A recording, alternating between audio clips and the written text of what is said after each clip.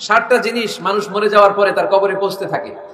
ইন্না মিম্মা ইয়ালহাকুল মুমিন মিন হাসানাতিহি বা'দা মাউতিহি, মানুষ মরে যাওয়ার পরেও যে 7টা জিনিস তার কবরে পৌঁছায় তার মধ্যে একটা হচ্ছে মসজিদান বানাহু, সে যে মসজিদ বানিয়ে গিয়েছে ওই মসজিদের সওয়াব। সুবহানাল্লাহ পড়ে।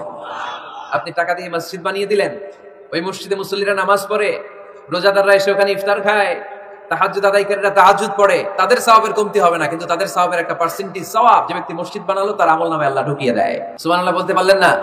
হে নামাজি আমার ঘরে নামাজে পড়ো আজ, দিল মে তোমার চরণ তলে হৃদয় যায় নামাজ। হে নামাজি আমার ঘরে নামাজে পড়ো আজ, দিল মে তোমার চরণ তলে হৃদয় যায় নামাজ। পড়েন আল্লাহু আকবার। কি সুন্দর লিখেছেন কাজী নজরুল ইসলাম। মসজিদ কেমন যেন মসজিদ তার নিজের ভাষায় আল্লাহর কাছে কেঁদে কেঁদে ফরিয়াদ জানায়, আল্লাহ নামাজিরা আমার ঘরে আসে না, কি সুন্দর টাইলস, কি সুন্দর মুসল্লা, কি সুন্দর এয়ার কন্ডিশন, সব আছে কিন্তু মুসল্লি নাই, ঠিক কিনা? মসজিদগুলো আল্লাহর কাছে ফরিয়াদ জানায়, এজন্য আমরা যেন মসজিদ মুখী হই। কি মুখী? কাজী নজরুল ইসলাম খুব সুন্দর করে বলেছেন, মসজিদেরই পাশে আমায় কবর দিও ভাই, ঠিক কিনা? মসজিদেরই পাশে আমায় কবর দিও ভাই, যেন গড়ে হতে মুয়াজ্জিনের আযান শুনতে পাই।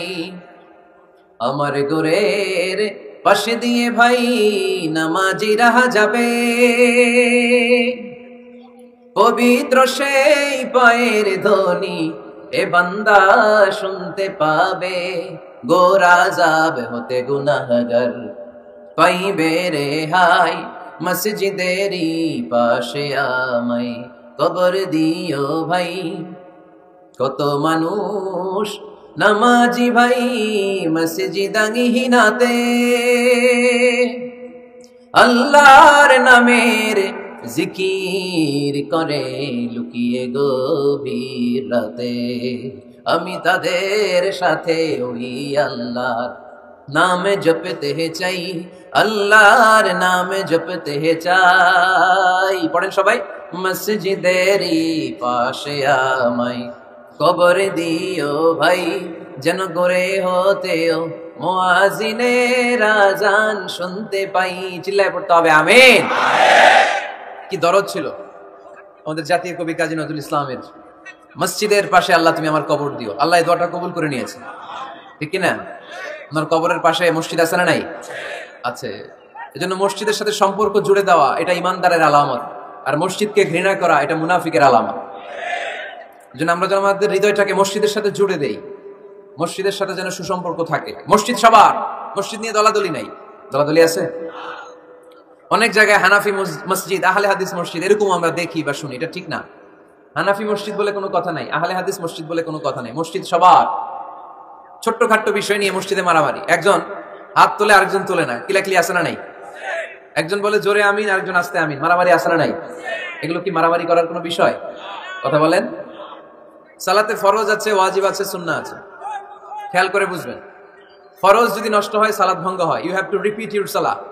ওয়াজিব নষ্ট হলে সালাত ভঙ্গ হয় না, নতুন করে পড়া লাগে না, সেজদায় সাহু দিলেই সালাত আদায় হয়ে যায়। আর সুন্নাহ নষ্ট হলে নামাজ নষ্টও হয় না, নতুন করে পড়াও লাগে না, সৌ সেজদাও লাগে না, নামাজ আদায় হয়ে যায় সুন্নাহ নষ্ট হলে। এই যে হাত তোলা না তোলা এটা সুন্নাহ, আমিন জোরে বলা না বলা এটা কি সুন্নাহ, যেটা কোনো কারণে কেউ না করলেও তার নামাজ কবুল করে নিবে কে? আর এই সব সুন্নত লই আমাদের দেশে কিলাকিলি। মৌলভীবাজারে মাশাআল্লাহ এগুলা নাই, এখানেও আছে। এগুলোর অবসান ঘটুক, আমরা চাই কি চাই না? আর কত এই ছোটখাটো বিষয় নিয়ে আমরা এই বিভেদের প্রাচীর আর দেয়ালকে উঁচু করবো আমাদের মাঝখানে? কবে আমরা ঐক্যের সিন্ডিকেট করব? কবে? আর কবে সাদা মনের মানুষ হব? কবে? আর কত? অনেক হয়েছে, আন না, এবার থামেন। বিভেদের প্রাচীরকে ভেঙে চুড়িয়ে দেন। ঐক্যের এমন সিন্ডিকেট করতে হবে যাতে কোনো অপশক্তি ঐক্যকে ভাঙতে না পারে, বানচাল করতে না পারে। চিল্লায় বলেন ঠিক কিনা?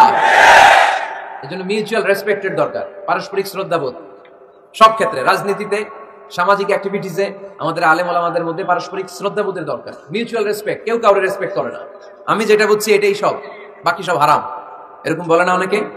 এরকম যেন না করি। তাহলে মসজিদ সবার। মসজিদ আল্লাহর হাবিব সাল্লাল্লাহু আলাইহি ওয়াসাল্লাম খ্রিস্টানদেরকে মসজিদে ঢুকতে দিয়েছেন, আর আমরা মুসলমান ভাইয়ের জন্য মসজিদে তালা ঝুলাই দেই, আছে না নাই? আল্লাহর হাবিব সাল্লাল্লাহু আলাইহি ওয়াসাল্লাম কোথাও গেলেই প্রথমে মসজিদ বানাতেন। কি বানাতেন? মসজিদ বানাতেন। মক্কা থেকে হিজরত করে মদিনায় আসলেন, কোবায় থাকলেন কয়েক সপ্তাহ। কোবা পল্লীতে তিনি মসজিদ বানালেন, মসজিদ কোবা। ওখানে প্রতি শনিবার কেউ যদি ওযু করে ওখানে যে 2 রাকাত নামাজ পড়ে, একটা কবুল উমরার সওয়াব আল্লাহ তাআলা তার আমলনামায় দিয়ে দেয়।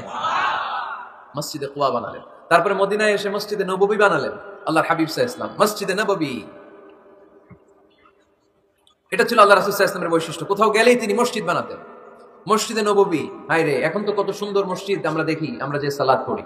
আল্লাহর হাবিব সাল্লাল্লাহু আলাইহি সাল্লামের সময় মসজিদে নববী কি এরকম ছিল? কথা বলেন। ফ্লোর ছিল বালুর ফ্লোর। কিসের ফ্লোর? আমাদের মসজিদের ফ্লোর কিসের? টাইলস। আর আল্লাহ রাসূল সাল্লাল্লাহু আলাইহি ওয়াসাল্লামের মসজিদে নববীর ফ্লোর কিসের? কথা বলে না। তো আওয়াজ করে উত্তর দেন না কেন? কষ্ট হচ্ছে? দুপুরে খাইছেন না সবাই? কেন খান নাই কেন? রোজা রাখছিলেন? হ্যাঁ, ফজর বাদে আইছি। আচ্ছা ঠিক আছে, ঠিক আছে। আচ্ছা আচ্ছা, সাউন্ড নাই, কথা শোনা যায় না? এটা শুনলা কেমনে? জিজ্ঞেস করলাম কথা শোনা যায় না, কয় না। তো এটা শুনলা কি করে? মানে অল্প শোনা যায়, তাই তো? একটু পরে আমার বিদায় ঘন্টা বাজবে, আমি চলে যাব। এই তোমরা ডিস্টার্ব করতে করতে আমার সময় শেষ। তোমরা ডিস্টার্ব করলে তোমাদের লস। আমি আমার টাইমের 1 মিনিট বেশি যেতে পারবো না, কারণ এখানে আসরের সালাতের আজান শুরু হয়ে যাবে, এরপরে কোনো কথা নেই। আর বক্তব্য লম্বা করা এটা বেদাত।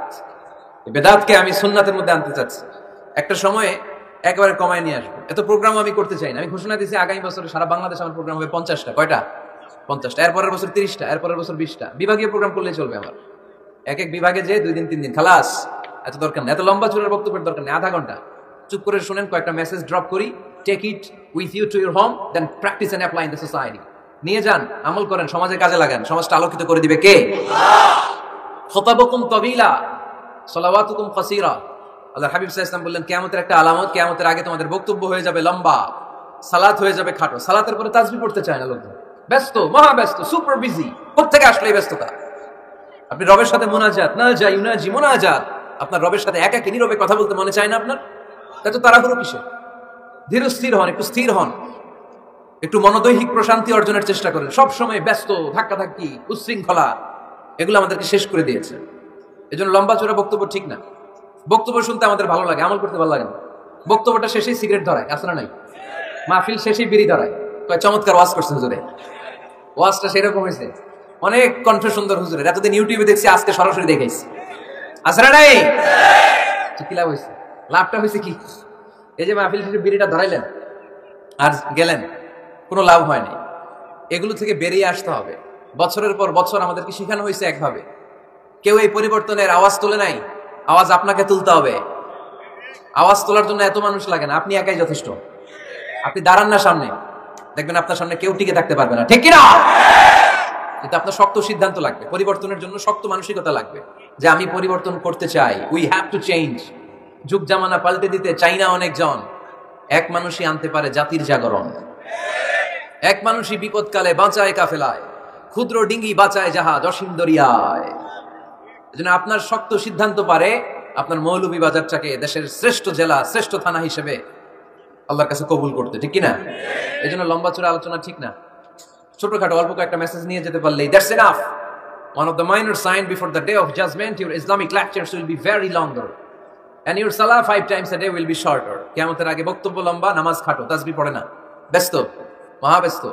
এই মহাব্যস্ততা ছাড়েন, কোরআন সুন্নাহর দিকে ফিরে আসেন। বরকত দিবে কে?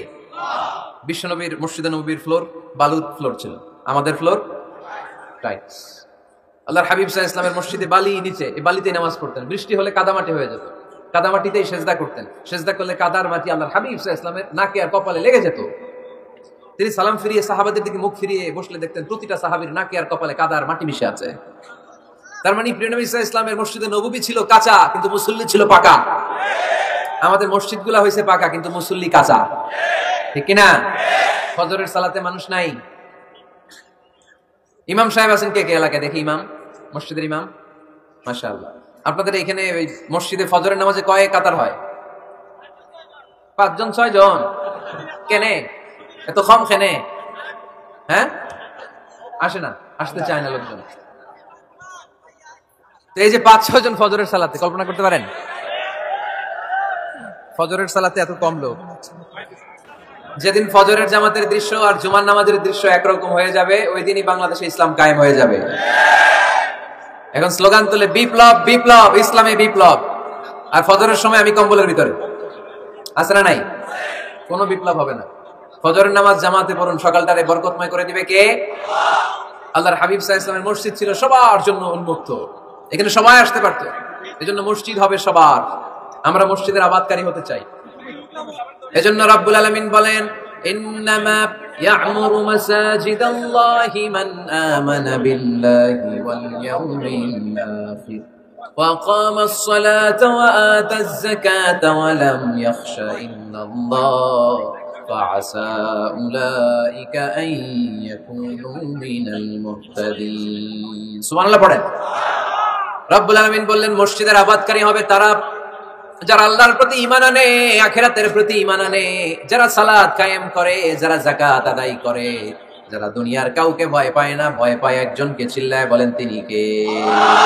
যাদের হৃদয়ে আছে আল্লাহর ভয়, তারা কবু পথ ভুলে যায় না। আল্লাহর প্রেম ছাড়া এই দুনিয়া কারো কাছে কোনো কিছু চায় না, ঠিক কি না?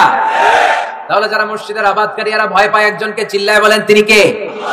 মসজিদের আবাদকারীদের প্রথম গুণ, তারা আল্লাহ বিশ্বাস করে, তারা আখিরাতে বিশ্বাস করে, তারা সালাত কায়েম করে, তারা যাকাত আদায় করে, তারা আল্লাহ ছাড়া পৃথিবীর কাউরে ভয় পায় না। আল্লাহ বলেন, ফাআসা উলাইকা আইয়াকুনু মিনাল মুহতাদিন। আশা করা যায় তারাই হলো হেদায়েতের রাস্তার উপরে আছে, ঠিক কি না? তারাই মসজিদের আবাদকারী, যারা মসজিদে যায়, সালাত আদায় করে। এখন মসজিদের আবাদকারী আপনি হতে চান, আপনি মসজিদে যান না, আপনি আবাদকারী হতে পারবেন? মসজিদের অনেক সভাপতি আছে মসজিদে যায় না, আছে না নাই? মৌলভীবাজারে এই সমস্যা বোধহয় নাই। মসজিদের সেক্রেটারি মসজিদে যায় না, আছে না নাই? তাহলে হইলো, এটা হইলো, এটা মেনে নেওয়া যায়? এই জন্য সভাপতি সাহেব, আপনি কষ্ট করে মসজিদ বানিয়েছেন, মসজিদে যাবেন। এই কথা বলেন কেন? এত দিকে বিশৃঙ্খলা হইলে কেমন হবে? বসেন আর অল্প কয়েক মিনিট। সভাপতি সাহেব, আপনি মসজিদে যাবেন। সেক্রেটারি সাহেব, আপনি মসজিদে যাবেন। তাহলে আপনি সঠিক মসজিদের আবাদকারী হবেন, ঠিক কিনা? আমরা মসজিদের আবাদকারী হতে চাই, ইনশাআল্লাহ পড়েন। উমরানুল মাসাজিদ, মসজিদের আবাদ কি করে করতে হয়? মসজিদ আবাদ করার এক নাম্বার মাধ্যম হচ্ছে মসজিদ নির্মাণ করা। কি করা? নির্মাণ করা। খেয়াল করবেন, আল্লাহর হাবিব সাল্লাল্লাহু আলাইহি ওয়াসাল্লাম বলেছেন, মান বানা মসজিদান মিন মালিহি ফিদ দুনিয়া বানাল্লাহু লাহু বাইতান ফিল জান্নাহ। যে ব্যক্তি নিজের পকেটের টাকা খরচ করে দুনিয়াতে মসজিদ বানায়, আল্লাহ তাআলা তার জন্য জান্নাতে ঘর বানায়। 60টা জিনিস মানুষ মরে যাওয়ার পরে তার কবরে পৌঁছতে থাকে। ইন্না মিম্মা ইয়ালহাকুল মুমিন মিন হাসানাতিহি বা'দা মাউতিহি। মানুষ মরে যাওয়ার পরেও যে 60টা জিনিস তার কবরে পৌঁছায়, তার মধ্যে একটা হচ্ছে মসজিদান বানাহু। সে যে মসজিদ বানিয়ে গিয়েছে, ওই মসজিদের সওয়াব। সুবহানাল্লাহ পড়ে। আপনি টাকা দিয়ে মসজিদ বানিয়ে দিলেন, ওই মসজিদে মুসল্লিরা নামাজ পড়ে, রোজাদাররা এসে ওখানে ইফতার খায়, তাহাজ্জুদ আদায়কারীরা তাহাজ্জুদ পড়ে, তাদের সওয়াবের কমতি হবে না, কিন্তু তাদের সওয়াবের একটা পার্সেন্টেজ সওয়াব যে ব্যক্তি মসজিদ বানালো তার আমলনামায় আল্লাহ ঢুকিয়ে দেয়।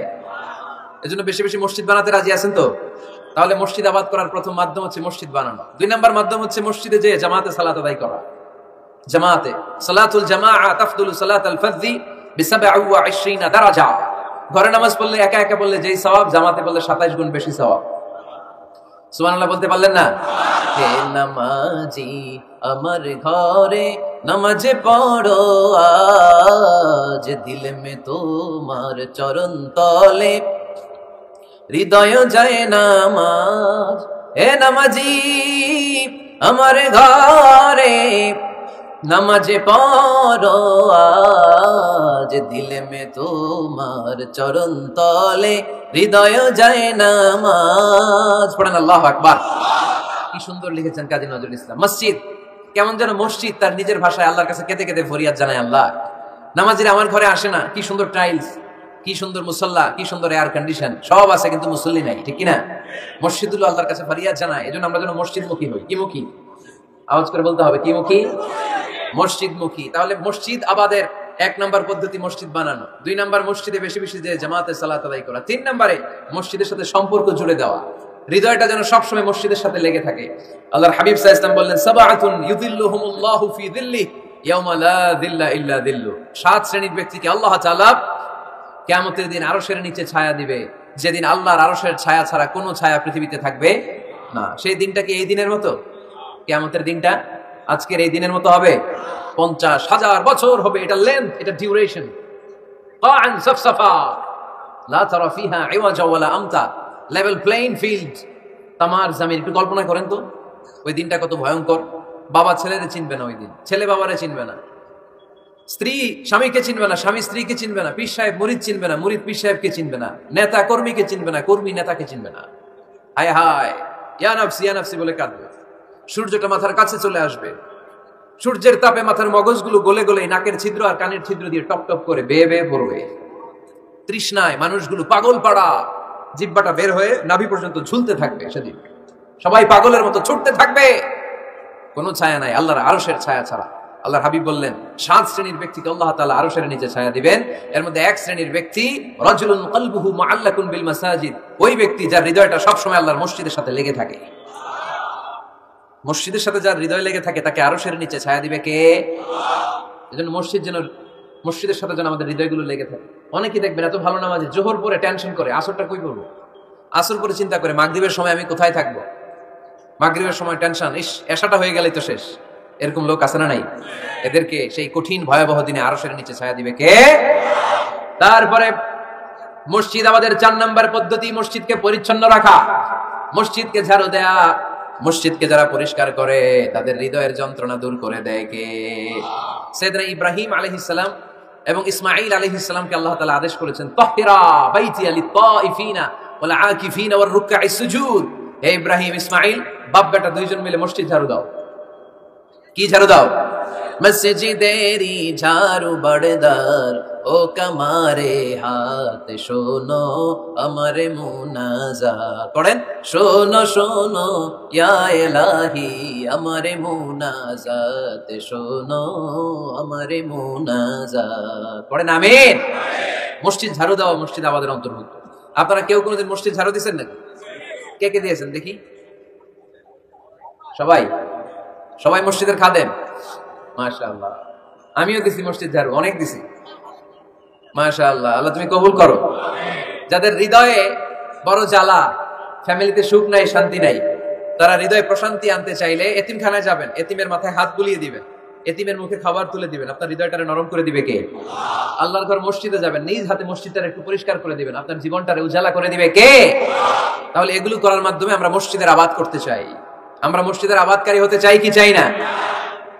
আল্লাহর ঘর মসজিদ আবাদ করার মতো শ্রেষ্ঠ কাজ পৃথিবীতে হতে পারে না। এই মসজিদের কিছু আদব আছে, আল্লাহ রাসূল সাল্লাল্লাহু আলাইহি ওয়াসাল্লাম বলেছেন এই আদবগুলো মেনটেন করে যেন আল্লাহর ঘর মসজিদের সাথে আমরা ব্যবহার করি। মসজিদের 1 নম্বর আদব হচ্ছে মসজিদে ওযুর সাথে প্রবেশ করা। কিসের সাথে? ওযু করে পরিচ্ছন্ন হয়ে মসজিদে প্রবেশ করা। এজন্য অপবিত্র অবস্থায়, গোসল ফরজ, এরকম অবস্থায় মসজিদে ঢোকা যাবে? কথা বলেন, ঢোকা যায়? যেই নারীদের মাসিক চলতেছে, মেনস্ট্রুয়েশনাল পিরিয়ড চলতেছে, ওই নারীদের পক্ষে মসজিদে ঢোকা জায়েজ আছে? নাই। তাহলে এটা হলো 1 নম্বর আদব। মসজিদে ঢোকার সময় কি করে ঢুকবো? ওযু করে। আওয়াজ করে বলেন, কি করে ঢুকবো? ওযু করে। 2 নম্বর আদব হচ্ছে মসজিদে যাওয়ার সময় সবচেয়ে ভালো জামাটা পরে যাব, সবচেয়ে ভালো পাঞ্জাবিটা পরে যাব। জানতো আপনারা? না সবচেয়ে সিরাটা পরে যান? হ্যাঁ, অনেকের নামাজের জন্য একটা পুরান জামা আছে, সিরা পাড়া, এদিকে হাত উঠালে এদিকে দেখা যায়, আছে না নাই? সবচেয়ে সিরা পাড়াটা রাখে নামাজের জন্য, কপাল পোড়া। আর সুন্নতে খাতনার অনুষ্ঠানে গেলে মাশাআল্লাহ লেহেঙ্গা গায়ে দিয়ে যায়, আছে না নাই? না, আপনি ইবাদতের জন্য সবচেয়ে সুন্দর জামাটা রাখবেন। এজন্য রাব্বুল আলামিন বলেন, ইয়া বানি আদম খুযু জিনাতাকুম ইনদা কুল্লি মাসজিদ। ও বনি আদম, তুমি যখন আল্লাহর ঘর মসজিদে ঢুকবা, ও বনি আদম, তুমি যখন নামাজের মুসল্লায় দাঁড়াবা, তোমার সবচাইতে দামি, সবচাইতে সুন্দর জামাটা গায়ে দিয়ে তুমি নামাজে দাঁড়াও। ঠিক কি না? তাহলে এখন মসজিদে যাওয়ার সময় কি গায়ে দিয়ে যাবেন বলেন? ফিতা করবেন? হ্যাঁ, মাশাআল্লাহ। হ্যাঁ, সবচেয়ে ভালো কাপড়টা আয়রন করে পারফিউম মেখে তারপরে আমরা যাব। রাজি আছেন তো? 3 নম্বর আদব হচ্ছে মসজিদে ঢোকার সময় বাম পা দিয়ে ঢুকতে হয়। কোন পা? আরো জোরে। এদেরকে গুতা মারা লাগে, নাহলে আওয়াজ বাড়ে না। এরকম ভলিউম টাইট করতে হয়, ভলিউম হাই করলে এরপরে বাড়ে, এমনি বলতে চায় না। ঘটনা কি? হ্যাঁ, খায় নাই। বদরের যুদ্ধ হয়েছিল রমাদানে, কোন সাহাবী খায় নাই, না খাইয়া একেবারে সাইজ করে দিয়েছে কাফেরদেরকে। আমরা না খেলেও আমাদের হৃদয়ে ইমানি শক্তি আছে না নাই? এই তো বোঝা যাচ্ছে ইমানি শক্তি আছে। এতক্ষণ আসলে কই? তো মসজিদে ঢোকার সময় কোন পা দিয়ে? এগুলো মনে থাকে আমাদের? ভুলে যাই আমরা, খেয়াল থাকে না তো এগুলা? এত কিছু মনের মধ্যে রাখলে এগুলো মনে থাকবে কেমনে? মসজিদে ঢুকার সময় কোন পা? আরো জোরে। বেরোয়ার সময় কোন পা? মনে থাকবে? মসজিদে যখন ঢুকবেন ডান পা দিয়ে ঢুকবেন আর দোয়া পড়বেন, আউযু বিল্লাহিল আযীম ওয়া বিওয়াজহিল কারীম ওয়া সুলতানিহিল কদীম মিনাশ শাইতানির রাজীম। বিষ্ণু সাল্লাল্লাহু আলাইহি ওয়াসাল্লাম বললেন, যে ব্যক্তি মসজিদে ঢোকার সময় এই দোয়াটা পড়বে, শয়তান আফসোস শুরু করে, সে বলে, হায় হায়, আজকের দিনের জন্য, সারা দিনের জন্য তো তুই আমার ওয়াসওয়াসা থেকে বেঁচে গেলি, আজকের সারা দিনের জন্য তোরে আমি হারালাম, আজকের সারাটা দিন আল্লাহর পক্ষ থেকে প্রোটেকশন নিয়ে তুই বেঁচে গেলি, আজকের জন্য যা, কালকে তোরে আমি ধরবো। এজন্য এই দোয়াটা পড়ার দরকার আছে না? আউযু বিল্লাহিল আযীম ওয়া বিওয়াজহিল কারীম ওয়া সুলতানিহিল কদীম মিনাশ শাইতানির রাজীম। চারটা বাক্যের দোয়া। মুখস্থ করতে কষ্ট হলে যে ইউটিউবে চলে যাবে আজকেই, ওখান থেকে শুনে আপনারা মুখস্থ করে নেবেন, এই দোয়াটা পড়বেন, তাহলে ওই দিনের জন্য শয়তানের ওয়াসওয়াসা, টেম্পটেশন, প্রভোকেশন থেকে আপনি আল্লাহ তাআলার প্রোটেকশনে চলে গেলেন। সুবহানাল্লাহ পড়েন। তারপর আল্লাহর হাবিব বললেন, ঢোকার আগে আমারে সালাম দাও। পড়বেন, আসসালামু আলাইকা আইয়ুহান নাবিয়্যু ওয়া রাহমাতুল্লাহি ওয়া বারাকাত। এই দুইটা জিনিস যখন করে ফেললেন, তখন ডান পা দিয়ে পড়বেন, আল্লাহুম্মা আফতাহ লি আবওয়াবা রাহমাতিক। সুবহানাল্লাহ পড়েন। আল্লাহুম্মা আফতাহ লি, ও আল্লাহ আমার জন্য তুমি খুলে দাও, আবওয়াবা রাহমাতিক, তোমার রহমতের দরজা। তার মানে মসজিদে ঢুকলে রহমত পাওয়া যায় কি যায় না? মসজিদে ঢুকলে পাওয়া যায় রহমত, মসজিদের বাইরে রহমতের কথা আল্লাহ বলে নাই। মসজিদের ভিতরে রহমত। কোথায় রহমত? কোথায়? মসজিদের ভিতরে রহমত আছে না? তার প্রমাণ, মসজিদে ঢুকলেই শান্তি লাগে কেমন জানি, আর ঘুমে ধরে। মসজিদে ঘুমাইছেন কারা কারা দেখি? সবাই ঘুমাইছেন? আরে আমি কত ঘুমাইছি। জুমার নামাজের সময় যে কি ঘুম আসে, আসে আসে, কমন পড়ছে, একেবারে কমন পড়ে গেছে। ঘুম আসে কারণ রহমতের ঝিরিঝিরি বাড়িধারা আল্লাহ তাআলা আরশের উপর থেকে নাজিল করতে থাকে, আর এই রহমতের কারণে হৃদয়টা প্রশান্ত হয়ে যায়, অনেকের ঘুমও চলে আসে, ঠিক কি না? এজন্য আল্লাহুম্মা আফতাহ লি আবওয়াবা রাহমাতিক, ও আল্লাহ তোমার রহমতের দরজাগুলো আমার জন্য খুলে দাও। এই দোয়া পড়লে রহমতের দরজা খুলে দেয় কে? আবার মসজিদ থেকে যখন বের হবেন তখন কোন পা দিয়ে? জোরে বলেন। বাম পা দিয়ে কি পড়বেন? আল্লাহুম্মা ইন্নী আসআলুকা মিন ফাদলিক, ও আল্লাহ তোমার কাছে আমি তোমার পক্ষ থেকে ফদল চাই, মানে রিজিক চাই, রিজিক দেওয়ার মালিক কে? তার মানে খুব সোজা সাপটা কথা হচ্ছে, মসজিদের ভিতরে পাওয়া যায় রহমত, আর বাইরে পাওয়া যায় ফদল বা রিজিক। বাইরে পাওয়া যায় কি? রিজিক। মসজিদের ভিতরে রিজিক আছে। তার মানে সারাদিন মসজিদে বসে থাকলে রিজিক মিলবে? নামাজের সময় নামাজ পড়তে হবে, কাজের সময় কাজ করতে হবে, এটাই হচ্ছে ইসলামের বিধান। নামাজের সময় নামাজ, কাজের সময়। আমি প্রশ্ন করবো, আওয়াজ করে উত্তর দেন। নামাজের সময়, কাজের সময়, নামাজের সময়, কাজের সময়, এটা মনে থাকবে। এজন্য আল্লাহ বলেন, ফাইদা কুদিয়াতিস সালাতু ফান্তাশিরু ফিল আরদি ওয়াবতাগু মিন ফাদলিল্লাহ, যখন তোমাদের সালাত শেষ হয়ে যায়, আল্লাহর রিজিক অন্বেষণের জন্য আল্লাহর জমিনে তোমরা ছড়িয়ে যাও। নামাজের সময় আসবেন, নামাজ শেষ বের হয়ে যান, ফান্তাশিরু ফিল আরদ, জমিনে ছড়িয়ে পড়ো। নামাজ শেষ, চেয়ারম্যান সাহেব চলে যাবে ইউনিয়ন পরিষদের ভেতরে, ছাত্ররা চলে যাবে হাই স্কুলে, মেম্বার অফ দ্য পার্লামেন্ট চলে যাবে সংসদে, সেনাবাহিনীর লোকেরা চলে যাবে ক্যান্টনমেন্টে, ব্যবসায়ীরা চলে যাবে তাদের বাজারে, সিএনজি ওয়ালারা সিএনজি নিয়ে ব্যবসা শুরু করবে, রাস্তায় নেমে যাবে, চিল্লায় বলেন ঠিক কিনা? এটাই ইসলামের বিধান। নামাজের সময় নামাজ, কাজের সময়। আচ্ছা, তাহলে প্রথম সুন্নাত পেলাম, পবিত্র হয়ে ঢুকবো, ভালো জামা পরে ঢুকবো, 2 নাম্বার। 3 নাম্বার, ঢুকার সময় কোন পা? বের হওয়ার সময়। 4 নাম্বার, মসজিদে ঢুকে 2 রাকাত। মসজিদে ঢুকে কয় রাকাত পড়েন আপনারা? তাহিয়াতুল মসজিদ, মসজিদে আপনি ওয়েলকাম জানাবেন, ঢুকেই 2 রাকাত পড়বেন, ওযু করলে 2 রাকাত। আল্লাহর হাবিব সাল্লাল্লাহু আলাইহি ওয়াসাল্লাম মসজিদে নববীতে জুমার খুতবা দিচ্ছেন। খুতবা চলাকালীন সময়ে এক সাহাবী এসে মসজিদের মধ্যে বসে পড়লেন। আল্লাহর হাবিব সাল্লাল্লাহু আলাইহি ওয়াসাল্লাম সাহাবীরে বললেন, দাঁড়াও। সাহাবী দাঁড়ালেন। আল্লাহর নবী জিজ্ঞেস করলেন, কেন বসে পড়লা? 2 রাকাত পড়ছো নাকি? সাহাবী বলে, পড়ি নাই। বিশ্বনবী বললেন, তাহলে তাড়াতাড়ি 2 রাকাত নামাজ পড়ে বসে যাও। সুবহানাল্লাহ পড়ো। 2 রাকাত পড়ো নাই? তুই পড়ো, দাঁড়াও, তারপরে বসো। দেখেন, খুতবা চলাকালীন সময়ে আমাদের খতিবরা কখনো খুতবা থামায়? কথা বুঝেন নাই? জুমার খুতবা আপনারা শোনেন না? খুতবা চলতেছে, ওই মুহূর্তে ইমাম সাহেবরা কখনো খুতবা থামায়? মাঝখানে কোনো ঝামেলা হলে থামায়? প্রথম খুতবা শেষ, বসে, তারপরে দ্বিতীয় খুতবা। খুতবার মাঝখানে কোনো থামাথামি নাই। কিন্তু আল্লাহর হাবিব সাল্লাল্লাহু আলাইহি সাল্লাম কেমন খতিব ছিলেন দেখেন। আল্লাহর হাবিব সাল্লাল্লাহু আলাইহি ওয়াসাল্লামের খুতবা দেওয়ার স্টাইল এন্ড অ্যাটিটিউড এবং আমাদের খুতবা দেওয়ার স্টাইল এন্ড অ্যাটিটিউড, আল্লাহ রাসূল সাল্লাল্লাহু আলাইহি ওয়াসাল্লামেরটা কত প্রাণবন্ত ছিল। আল্লাহ রাসূল সাল্লাল্লাহু আলাইহি ওয়াসাল্লাম সোসাইটি ওরিয়েন্টেড একজন পার্সোনালিটি ছিলেন, সমাজের মানুষ কেন্দ্রিক, খুব সামাজিক ছিলেন আল্লাহ রাসূল সাল্লাল্লাহু আলাইহি ওয়াসাল্লাম। তিনি দেখলেন একজন বসে পড়ছে, উনি খুতবা থামায় দিলেন। জুমার খুতবা থামাই বললেন, এই নামাজ পড়ছো না, পড়ো 2 রাকাত পড়ো, আবার খুতবা শুরু করলেন। সুবহানাল্লাহ পড়বেন না? একবার তিনি খুতবা দিচ্ছেন, দেখলেন আল্লাহ রাসূল সাল্লাল্লাহু আলাইহি ওয়াসাল্লামের 2 জন নাতি হাসান আর হুসাইন রাদিয়াল্লাহু তাআলা আনহুমা, ছোট্ট মানুষ, কাতারের ভিতরে ঢুকে কোন সাহাবী টুপি টান দেয়, কারো পাগড়ি ধরে টান দেয়, একজন এদিকে দৌড় দেয়, আরেকজন ওদিকে দৌড় দেয়, মসজিদে একটা ডিস্টার্ব হচ্ছে। আল্লাহর হাবিব সাল্লাল্লাহু আলাইহি ওয়াসাল্লাম খুতবা থামিয়ে দিলেন, মিম্বার থেকে নেমে আসলেন, 2 নাতিকে 2 হাতে ধরলেন, ধরে আস্তে করে জান্নাতের এই 2 সর্দারকে নিয়ে মিম্বারের উপরে দাঁড়ালেন। এই হাতে এই নাতি, ওই হাতে আরেক নাতি। এরপর দাঁড়িয়ে দাঁড়িয়ে তিনি বাকি খুতবা দিলেন। পড়েন সুবহানাল্লাহ। কত প্রাণবন্ত খুতবা। উনিও খুতবা দিতেন, আমরাও খুতবা দিই। আল্লাহর হাবিব সাল্লাল্লাহু আলাইহি ওয়াসাল্লাম খুতবা দিচ্ছেন, এক সাহাবী এসে বলল, ইয়া রাসূলুল্লাহ, মদিনায় দুর্ভিক্ষ, বৃষ্টি নাই, আপনি বৃষ্টির দোয়া করেন। রাসূল সাল্লাল্লাহু আলাইহি ওয়াসাল্লাম খুতবা থামায় দিলেন, থামায় দিয়ে দোয়া শুরু করলেন, আল্লাহুম্মা আসকিনা গায়সান মুগীসান মারিআন মুরিআন নাফিআন গায়রা দার আজিলান গায়রা আজাল। আল্লাহ, উপকারী বৃষ্টি দেন, যে বৃষ্টিতে আমাদের ফসল জন্মাবে, সবুজ ঘাস লতা পাতা জন্মাবে, আমাদের গবাদি পশুর রিজিক বাড়বে, এরকম উপকারী বৃষ্টি আমাদেরকে দিয়ে মদিনাটারে ধন্য করে দেন। বৃষ্টি শুরু হলো, জুমাবার বৃষ্টি, শনি রবি সোম মঙ্গল বুধ বৃহস্পতি শুক্র, টানা 7 দিন বৃষ্টি। এবার বৃষ্টির চোটে মদিনায় বন্যা হয়ে গেছে। এতদিনে দুর্ভিক্ষ, এতদিনে কি? এখন বৃষ্টির বরকতের দোয়া করছে, বৃষ্টিতে এবার বন্যা।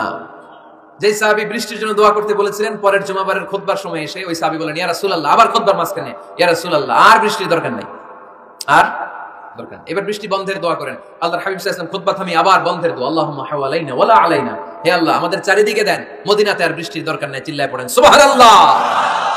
এজন্য খতিব হবে এরকম প্রাণবন্ত খতিব।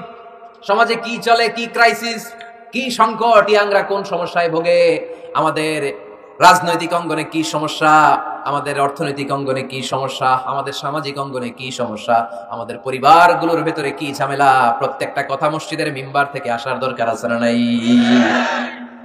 আল্লাহর হাবিব সাল্লাল্লাহু আলাইহি ওয়াসাল্লাম এভাবেই সমাজকে ঠিক করে দিতেন। 2 রাকাত মসজিদে ঢুকে আজকে থেকে আমরা পড়ব। মসজিদে ঢুকলেই কয় রাকাত মনে থাকবে না ভুলে যাবেন? তারপরে আল্লাহর হাবিব সাল্লাল্লাহু আলাইহি ওয়াসাল্লাম বলেছেন, খবরদার কবরের উপর মসজিদ বানিও না। কবরস্থান একদিকে, মসজিদ আরেকদিকে। কিন্তু বাংলাদেশে মসজিদের সাথে কবর মেলানো আছে না নাই? ছোট্ট একটা মসজিদ, কিন্তু এত বড় বাবার কবর আছে না নাই? এগুলো করবেন না আপনি। আগে হবে মসজিদ, পরে কবরস্থান। যেমন মসজিদে নববী হয়েছে আগে, তারপরে বিশ্বনবীর কবর এখানে আছে না নাই? মসজিদে নববী প্রতিষ্ঠিত হয়েছে আগে, পরে বাকি কবরস্থান আছে না নাই? কিন্তু কোন আল্লাহর ওলির কবরস্থানের উপরে যদি মসজিদ বানান, তার উপর লানাত দিয়েছে কে? লাআনা রাসূলুল্লাহ আলাল ইয়াহুদ ওয়ান নাসারা ইত্তাখাযু কুবুর আমবিয়াইহিম মাসাজিদা। আল্লাহর রাসূলের লানত ইহুদি নাসারাদের উপর, কারণ ইহুদি আর নাসারাদের একটা খাসলাত, একটা বৈশিষ্ট্য ছিল, তারা তাদের নবীদের কবরের উপরে মসজিদ বানায় ফেলত। এটা করা যাবে? এজন্য এলাকায় এলাকায় এই ঝামেলা, কবর আর মসজিদ হবে আলাদা। আবার মসজিদের কিবলার দিকে যেন কবরস্থান না হয়, তাহলে শিরক হওয়ার সম্ভাবনা আছে না নাই? খুব সাবধান, আল্লাহ সব মাফ করে কিন্তু শিরক মাফ করে না, ঠিক কি না? শিরক হচ্ছে মহাপাপ, সব পাপের বাপ। এজন্য আমরা সব করলেও শিরকের গুনাহ মুসলমান কখনো করতে পারে। এরপর আল্লাহর হাবিব বললেন, মসজিদকে পরিষ্কার পরিচ্ছন্ন রাখো, এটাও মসজিদের আদাব। মসজিদে আতর লাগিয়ে দেন, বাখর জ্বালিয়ে দেন। আপনাদের এই এলাকার মধ্যে তো বাখরের অভাব নাই, আগরের অভাব নাই, ঠিক কি না? গতকাল প্রোগ্রাম ছিল কই? সুজানগর, আগরের রাজধানী। আগর চিনেননি আপনারা? হ্যাঁ, এই যে দেহনেল উদ পারফিউম, আপনাদের এই যে মাহতাব সাহেবের আল হারামাইন, এরপরে যে আজমল কোম্পানি, এও আপনাদের এই মৌলভীবাজার এলাকার। এরকম অনেক কোম্পানি আছে দুবাই ভিত্তিক, গোটা বিশ্বে ওনারা ব্র্যান্ডিং করেছে। এগুলোর র ম্যাটেরিয়াল, কাঁচামাল যায় হচ্ছে আপনাদের মৌলভীবাজার থেকে। ছেলের বউ শাশুড়ির ওয়াজ গতকাল করছে, শুনে নিন। শাশুড়ি আর বৌমার কিলাকিলি, গতকালের ওয়াজের বিষয় ছিল কি? শাশুড়ি বৌমার কিলাকিলি কি করে থামাবেন, শুনে নিন। আচ্ছা ঠিক আছে, মুফতি সাহেবদের কাছ থেকে জেনে নেবেন এই প্রশ্ন। আমি উত্তর দিলে আবার কিলাকিলি লেগে যাবে বাংলাদেশে। কিলাকিলির দরকার নেই। সম্মানিত ভাইয়েরা, মসজিদ পরিষ্কার পরিচ্ছন্ন রাখবেন, এই বাখুর জ্বালাবেন, দেহনেল উদ, এই পারফিউম গুলো ছড়িয়ে দিবেন। মসজিদের মধ্যে অনেক মসজিদে দুর্গন্ধ আছে না নাই? এই কার্পেটের মধ্যে ময়লা, পরিষ্কার করেন। আল্লাহর হাবিব সাল্লাল্লাহু আলাইহি ওয়াসাল্লাম বলেছেন, খবরদার। আম্মা জান আয়েশা বর্ণনা করেন, আমার রাসূলুল্লাহ সাল্লাল্লাহু আলাইহি ওয়াসাল্লাম বিবিনাইল মসজিদ ফি দুয়ার ওয়া আন তুতাইয়াবা ওয়া তুনাযাফ। আমরা যেন এলাকা এলাকায় মসজিদ বানাই, মসজিদগুলোকে যেন পারফিউম দিয়ে, আতর দিয়ে সুগন্ধময় করে দেই, বিষ্ণুনবী আদেশ করেছেন। সুবহানাল্লাহ। এজন্য কোনো অপরিচ্ছন্ন মসজিদ থাকতে পারবে না। মসজিদের পাশ দিয়ে গেলে আতরের ঘ্রাণে আমোদ হয়ে লোকজন যেন বুঝতে পারে এটা আল্লাহর ঘর, মসজিদ। চিল্লায় বলেন ঠিক কি না? এরপর আল্লাহর হাবিব সাল্লাল্লাহু আলাইহি ওয়াসাল্লাম বলেছেন, মসজিদের আরেকটা আদব হলো মসজিদকে অতিমাত্রায় ডিজাইন না করা। বেশি ডিজাইন করা যাবে না। এমন ডিজাইন করা যাবে না যেটা মসজিদ বোঝাই যায় না। এত লাইটিং ফাইটিং করে, এটা কি মসজিদ না কমিউনিটি সেন্টার বোঝাই যায় না? আছে না নাই? আছে। এরকম যেন আমরা না করি সম্মানিত ভাইয়েরা। বিশেষ করে মসজিদের সামনের দেয়ালে। কোন দেয়ালে? সামনের দেয়ালটা কেবলার দিকে যেই দেয়াল, এই দেয়ালটা হতে হবে ফ্রেশ, যাতে করে মানুষের দৃষ্টি আকর্ষণ না করে। প্রায় মসজিদের দেয়ালের মাঝখানে দেখবেন আপনি ক্যালেন্ডার ঝুলায় রাখে, আছে না নাই? মৌলভীবাজারের কি অবস্থা, সেটা খবর আছে? তো এই যে ক্যালেন্ডার ঝুলায় রাখে, ওইখানে দেখবেন বিভিন্ন মসজিদের ছবি, এতিমখানার ছবি, মানুষের ছবি। তো মানুষ নামাজও পড়ে, আবার ওগুলোও তাকায়, আছে না নাই? প্রথম কাতারে পরে ওইখানে কি লেখা এগুলো পড়ে, তার ডিস্টার্ব হচ্ছে না? এই মুসল্লির দৃষ্টি যাতে অন্যদিকে না যায়, এটা খেয়াল রাখতে হবে। যদি পারা যায় মসজিদের সামনে কোনো ঘড়ি টড়ি চলবে না, ঘড়ি মসজিদের পেছনের দেয়ালে, সময়সূচি পেছনের দেয়ালে, সব পেছনে। সময় কয়টা বাজে ওটা ইমাম দেখলে চলবে, ইমাম এভাবে দেখে নিবে, আপনারাও দেখে নেবেন। কিন্তু সামনের দেয়ালটা যত সিম্পল করা যায়। আল্লাহর হাবিব সাল্লাল্লাহু আলাইহি ওয়াসাল্লাম নামাজ পড়া অবস্থায় সামনে এমন কিছু রাখতেন না যেটার দ্বারা আল্লাহর হাবিব সাল্লাল্লাহু আলাইহি ওয়াসাল্লামের সালাতে মনোযোগ অন্যদিকে চলে যায়। আমরা যখন সালাত পড়ি, যদি অন্যদিকে তাকাই, ফেরেশতার মাধ্যমে আল্লাহ একটা ডাক দেয়, বলে আকবিল, এই বান্দা ফিরে আয়, তোর নজর থাকা দরকার সিজদার জায়গায়, ফিরে আয়। আপনি আবার যখন অন্যদিকে তাকান, আল্লাহ বলে ফিরে আয়, সিজদার দিকে তাকা। আপনি আবার যখন ঘড়ির দিকে তাকান, আল্লাহ বলে আকবিল, ফিরে আয়, সিজদার দিকে তাকা। আপনি যখন আবার অন্যদিকে তাকান, তখন আল্লাহ বলে লা হাজাতা লি ইলা সালাতি, তোর এই নামাজের দরকার আমার নাই। নাউজুবিল্লাহ পড়বেন না? তোর এই নামাজের দরকার আমার নাই। ওযু করে কষ্ট করে যাকে খুশি করার জন্য আপনি সালাতে দাঁড়ালেন, উনি যদি বলে এই নামাজের দরকার নাই, তা কার জন্য নামাজ পড়লেন আপনি? কথা কি বুঝতে পেরেছেন? এই জন্য এলাকার গণ্যমান্য ব্যক্তিবর্গ আছে, আমাদের চেয়ারম্যান সাহেব আছে, আর অন্যান্য বিজনেস ম্যাগনেটরা আছে, আপনারা মসজিদ যখন নির্মাণ করবেন, সামনের দেয়ালটা যত সাদামাটা হতে পারে ততই ভালো। এমনকি জায়নামাজের মধ্যে এখন কাবা ঘরের ছবি আছে না নাই? আছে না? কি মুসলমান আমরা, নিজের কাবারে নিজে লাথি মারি নামাজের আগে, মনের অজান্তে নিজের কাবাকে নিজে লাথি মারছি। এরকম জায়নামাজ ব্যবহার করা নিষেধ, চিল্লায় বলেন ঠিক কিনা? সাদা ফ্রেশ জায়নামাজ বাজারজাত করেন, আপনাদের সিদ্ধান্তই ওনাদের ব্যবসা বয়কট হয়ে যাবে। আপনারা যদি এখন থেকে মসজিদের মিনারা আর কাবা ঘরের যে প্রতিকৃতি বা ছবি, এরকম ছবি সম্বলিত জায়নামাজ কিনা বন্ধ করে দেন, এদের মার্কেট থাকবে? কথা বলেন। কালকে থেকে আমরা জায়নামাজ কেনার সময় ফ্রেশ জায়নামাজ কিনবো। কোন মসজিদ, কোন মিনার, আমাদের কাবা ঘরের ছবি সম্বলিত কোন জায়নামাজ কিনা যাবে? আওয়াজ করে বলেন, যাবে? যাবে না। এগুলো হচ্ছে মসজিদের আদাব, এগুলো রক্ষা করে মসজিদে ঢোকার দরকার আছে না নাই? পৃথিবীতে 3টা মসজিদ সবচাইতে শ্রেষ্ঠ মসজিদ, কয়টা? আওয়াজ করে বলেন না। 1 নাম্বার মসজিদুল হারাম, ফাওয়াল্লু উজুহাকুম শাতরা, যেখানেই তোমরা নামাজ পড়ো না কেন মসজিদের হারামের দিকে হয়ে নামাজ পড়ো। কিবলা কোন দিকে আজকে? এদিকে, এইদিকে কিবলা। আমি যদি এদিকে হয়ে পড়ি, নামাজ হবে না? হবে না কেন? কারণ কিবলামুখী হয়ে নামাজ পড়া ফরজ, চিল্লায় বলেন ঠিক কিনা? মসজিদুল হারাম পৃথিবীর প্রথম মসজিদ। ওখানে একটা ঘর আছে, ঘরটার নাম হলো কাবা।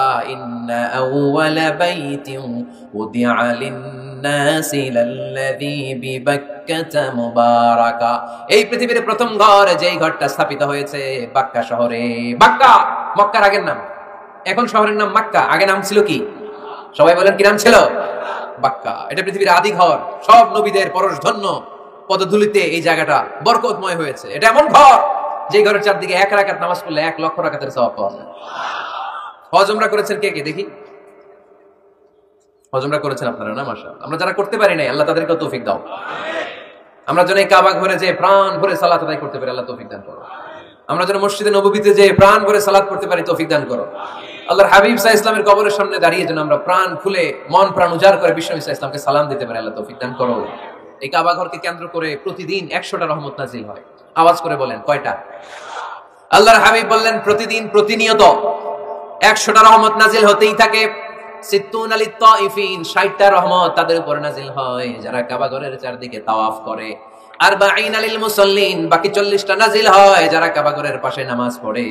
20 লিন নাযিরিনা ইলাল কাবা, বাকি 20টা রহমত প্রতিনিয়ত নাজিল হয় যারা তাওয়াফ করে না, সালাত আদায় করে না, শুধু কাবার গিলাফের দিকে তাকিয়ে থাকে। কাবার দিকে তাকায় থাকলেই সওয়াব। সুবহানাল্লাহ পড়েন। 1 রাকাতে কয় লক্ষ রাকাতের সওয়াব। এজন্য আল্লাহর হাবিব সাল্লাল্লাহু আলাইহি ওয়াসাল্লাম বলেছেন, লা তুশাদ্দুর রিহাল ইল্লা ইলা সালাসাতি মাসাজিদা।